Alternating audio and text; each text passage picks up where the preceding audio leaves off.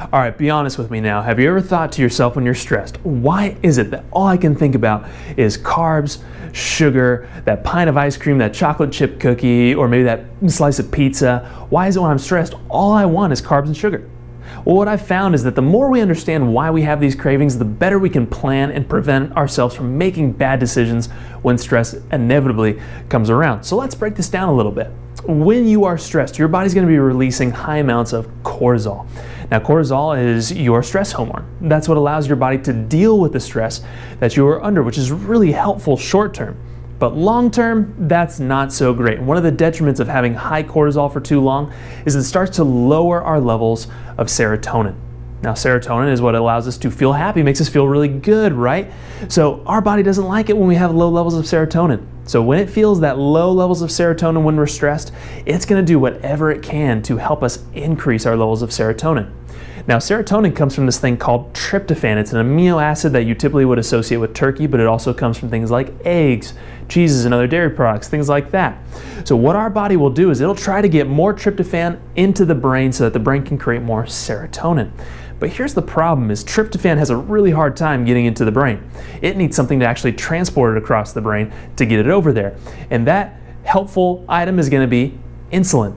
Insulin actually works in a very unique way and helps tryptophan get across the blood-brain barrier so that the brain can use it to create more serotonin. Now, as you can imagine, in order for us to get higher amounts of insulin in our body, that means we need to eat sugar or carbohydrates, which break down into sugar in the body and then therefore spike our insulin levels so that tryptophan can get into the brain. Now, it doesn't seem like a bad thing, right? We're creating more serotonin in the brain. But the problem is when we consistently have high levels of insulin, high levels of carbohydrates, and high levels of glucose and sugar in our body, that is not good for our health long term. We can't sustain that. We're really looking at it from the wrong end. If we keep focusing on getting our serotonin levels back up by just giving our body more insulin, that's not okay. But what if we tackled it from a different end? What if we said, let's do whatever we can to lower our cortisol levels and therefore curb our cravings that way? So here are some options that I have for you. One of the first ones, one of the most powerful ones, is to exercise. Exercise is a powerful way to lower your cortisol levels and curb your cravings. So just getting out into the sun, getting some sunshine on you, going out for a run, going for a workout can really make a big difference in your cortisol levels long term. The other option is meditation. Meditation has been shown to have profound effects on lowering your stress levels and lowering cortisol levels, especially, and does some phenomenal things for your brain as well.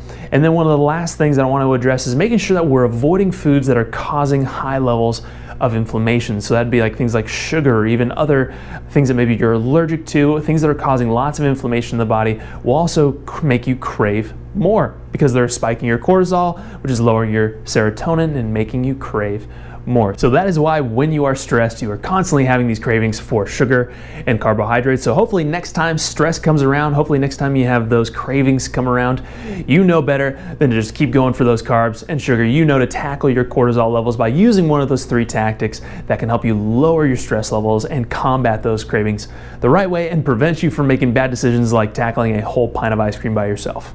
And also, thank you so much for watching. I hope you appreciated this video. Hopefully it was helpful for you. If you like this video, make sure to give it a thumbs up, subscribe, but also comment below. Let us know what else you want to learn about and we'll make sure to include it in a future video.